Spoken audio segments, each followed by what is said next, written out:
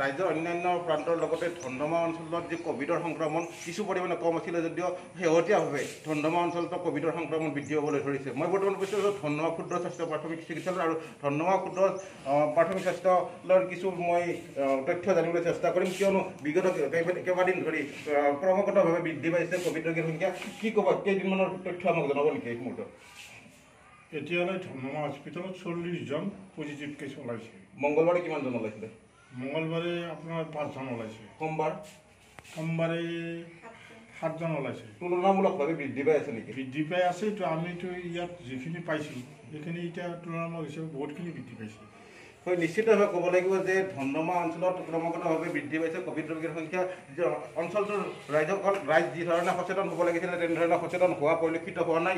একাংশ ৰাইজ এতিয়াও টিগিল গিলে ঘূৰি ফুৰা পৰিলক্ষিত হৈছে। আৰু ধনধমা যি স্বাস্থ্যকেন্দ্ৰ আছে, ধনধমা স্বাস্থ্যকেন্দ্ৰত যি পৰ্যাপ্ত সুবিধা থাকিব লাগিছিলে সেই পৰ্যাপ্ত সুবিধা নথকাৰো অভিযোগ উত্থাপিত হৈছে। মই পোনে পোনে কিছু কথা জানিবলৈ চেষ্টা কৰিম। মোৰ ওচৰত আছে ধনধমা আঞ্চলিক ছাত্ৰ সন্থাৰ বিষয় বিভাগত। মই তেখেতসকলৰ পৰা কিছু কথা জানিবলৈ চেষ্টা কৰিম। কি ক'ব এই মুহূৰ্তত?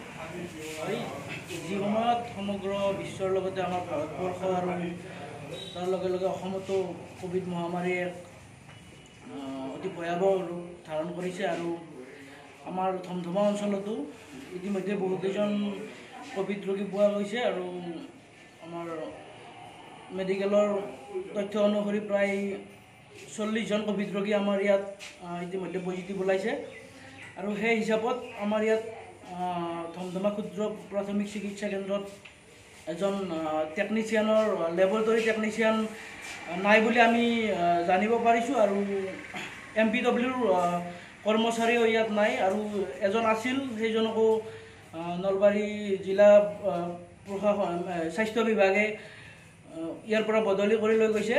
গতিকে আমি অসম চৰকাৰৰ সন্মানীয় স্বাস্থ্যমন্ত্ৰী আৰু স্বাস্থ্য বিভাগ আৰু নলবাৰী জিলাৰ সন্মানীয় উপায়ুক্ত মহোদয়ক আমি ধমধমা আঞ্চলিক ছাত্ৰ সন্থাৰ পৰা আহ্বান জনাব বিচাৰিছোঁ যাতে অতি শীঘ্ৰেই এই ধমধমা ক্ষুদ্ৰ প্ৰাথমিক চিকিৎসা কেন্দ্ৰত লেবৰেটৰী টেকনিচিয়ান আৰু MPWৰ কৰ্মচাৰী নিযুক্তি দিয়ে। আৰু স্বাস্থ্য বিভাগৰ বিধি অনুসৰি আমি যিখিনি জানো, এজন কোভিড পজিটিভ ওলালে সেইজনক ৰোগীজনক এসপ্তাহৰ মূৰে মূৰে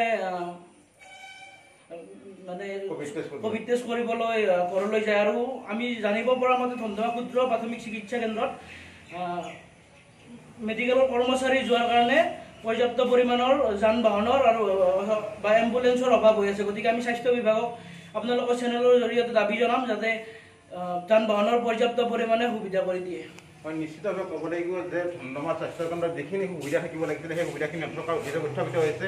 লেবৰেটৰী টেকনিচিয়ান নাই, যি এম্বুলেন্স থাকিব লাগিছে, স্বাস্থ্য বিভাগৰ লোকসকল কোভিড ৰোগীৰ ঘৰলৈ যোৱাৰ কাৰণে কোভিড টেষ্ট কৰাৰ কাৰণে যি এম্বুলেন্সৰ ব্যৱস্থা থাকিব লাগিছে সেই এম্বুলেন্সৰ ব্যৱস্থা নাই। আনহাতে ভেকচিনৰ ক্ষেত্ৰতো যথেষ্ট খামখেয়ালি থকা বুলি আমি জানিব পাৰিছোঁ। এতিয়া আজিও ভেকচিনৰ যি ব্যৱস্থা সেই ব্যৱস্থা আজি হোৱা নাই বুলি জানিব পাৰিছোঁ। কি ক'বা এই সন্দৰ্ভত? হয়, আমি এইখন ধমধমা ক্ষুদ্ৰ প্ৰাথমিক চিকিৎসা কেন্দ্ৰ বৃহত্তৰ ধমধমা অঞ্চলৰ ৰাইজৰ চিকিৎসাৰ প্ৰধান ভৰসাৰ থল এইখন স্বাস্থ্যৰ ক্ষেত্ৰত।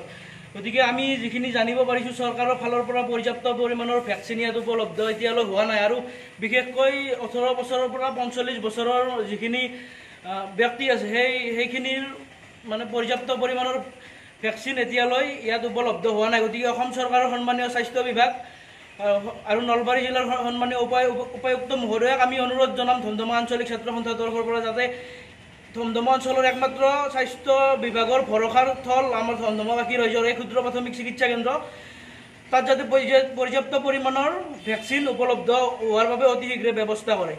হয়, নিশ্চিতভাৱে ক'ব লাগিব যে নলবাৰী আৰু বাক্সা জিলাৰ সীমামূৰীয়াত অৱস্থিত এই ধমধমা স্বাস্থ্যকেন্দ্ৰত বিভিন্ন প্ৰান্তৰ পৰা ৰোগী সকলে যথেষ্ট ভিৰ কৰেহি, যদিও ইয়াতে পৰ্যাপ্ত পৰিমাণৰ সুবিধা নথকাৰ অভিযোগ উত্থাপিত হৈছে। বিভিন্ন প্ৰান্তৰ ৰাইজে দানী অনুৰোধ জনাইছে যে ধমধমা ক্ষুদ্ৰ প্ৰাথমিক স্বাস্থ্যকেন্দ্ৰত শীঘ্ৰেই যাতে পৰ্যাপ্ত পৰিমাণৰ সুবিধা প্ৰদান কৰি এই কোভিড মহামাৰীক জয় কৰাৰ কাৰণে অঞ্চলটোৰ ৰাইজক সুবিধা কম কৰি দিয়ে। এই অঞ্চলৰ ৰাইজে তাকে দাবী জনায়।